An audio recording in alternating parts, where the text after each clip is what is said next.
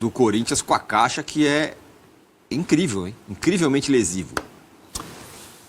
O Corinthians, o torcedor foi pego de surpresa com essa situação de 50% da premiação da Copa do Brasil ter sido enviada para a Caixa. A Caixa bloqueou metade da premiação. E aí, mas por que a Caixa tem direito e tal? E aí o blog do Paulinho conseguiu o contrato e aí divulgou o contrato. E ali você lendo o contrato, enfim, aí o meu timão fez uma matéria enorme com base nesse contrato, que tem mais de, sei lá quantas centenas de páginas.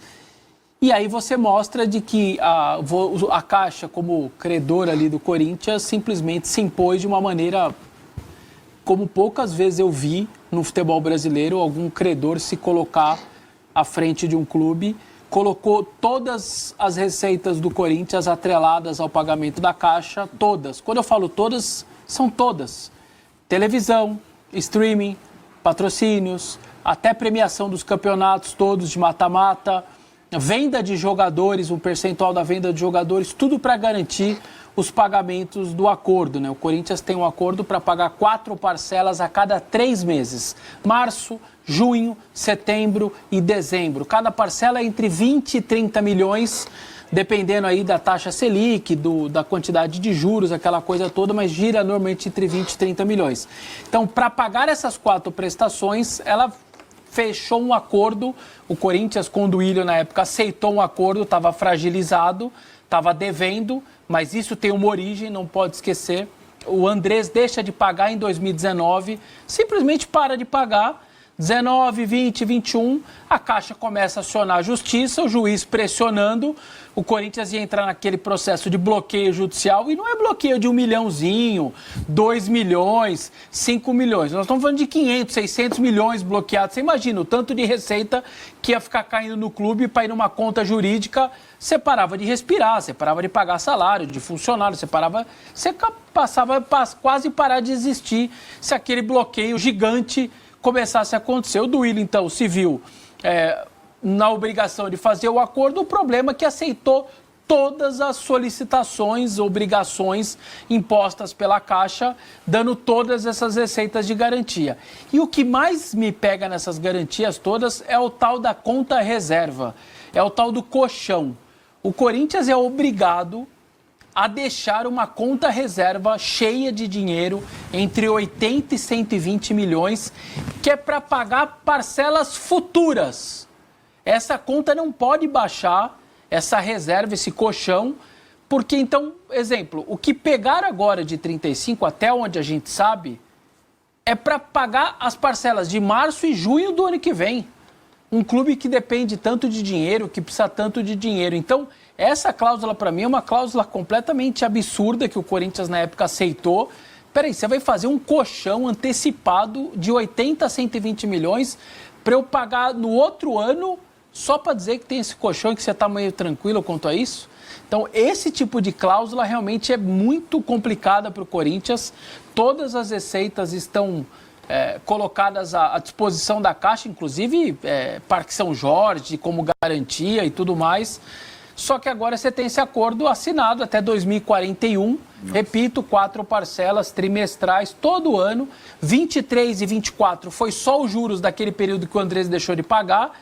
Então você pegou lá todo o dinheiro que o Andrés deixou de pagar, mais juros e correções, falou, todas as 4 parcelas de 23, 4 parcelas de 24, é só para pagar essa juraiada do passado, hein?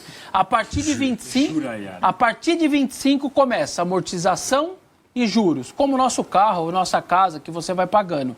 Então, só que agora vem com esse monte de receita atrelada, e aí a torcida descobriu agora, aí foram buscar a ata lá, o conselho aprova por unanimidade. Cara, você vai lendo a ata, eles não sabiam de nada, não tinha muito detalhe de nada, eles vão lá, sobem lá, falam, olha, a dívida é tanto, temos tanto de name rights, e vai sobrar tanto, a gente vai pagar parcelas trimestrais. Vocês estão de acordo ou não? Quem não tiver, levanta. Aí fica todo mundo sentado. Sim. Você fica sentado. Não tem uma apresentação decente mostrando para os conselheiros, é isso, as receitas todas atreladas, tal. Vocês estão de acordo com isso? Isso é até 2041, hein? Nós vamos estar 17, 18 anos aí, completamente asfixiados financeiramente e juridicamente, precisando pagar a Caixa.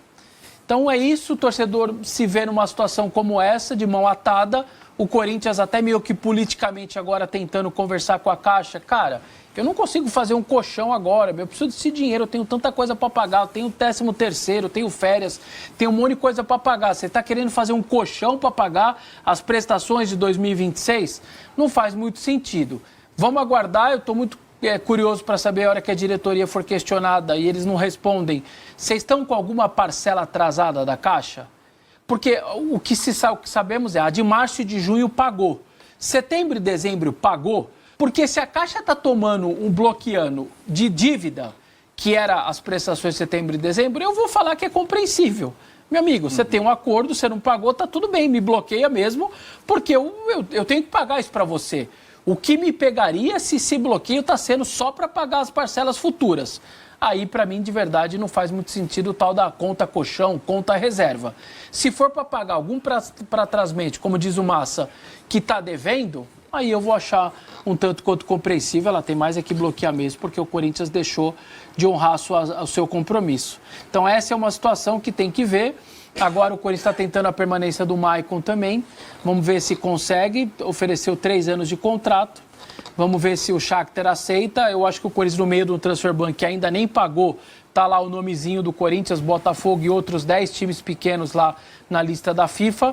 Você tá dando F5 daquele jeito? Todo dia, toda manhã eu vou no F5 lá para ver se o nome tá lá ou se saiu, ou se entrou de novo, se tem 2 linhas ali do Corinthians. Isso, né? Então você não. Pode. Tem Tem uma só. Tem uma só. Uma linha lá só. E o do Grêmio que tava há 3 dias saiu do Grêmio também. Então, assim, o Corinthians está tentando o Maicon porque não pode ficar com ninguém. Então, no mínimo, você não pode contratar ninguém. Você permanece com aquele que você tá conseguindo um acordo agora com o Fagner de uma rescisão antecipada. O contrato era até o final de 26. Uma dúvida, o Transfer Ban permite esse contrato, essa mudança do contrato de empréstimo para... Eu acho que não. O empréstimo para empréstimo ou volta do empréstimo como o Pedro Raul, tá tudo bem. Mas eu acho que não. Vai ter que ser um contrato definitivo, aí vai ter que tirar o Transfer Ban para registrar o Maicon. Sim, eu acho que nesse caso... O Angileri não. O Angileri é uma renovação também, eu acho que daria para fazer. Então essa é a situação. Então o corintiano que termina o ano em êxtase por conta do título da Copa do Brasil... começa 2026 num cenário como esse. E ó que nós estamos falando de ano de eleição e nem começou a loucura de 5 candidatos, confusão, briga, acusação. Isso ainda lá a partir de março a gente vai esquentar esse Parque São Jorge aí nesse sentido.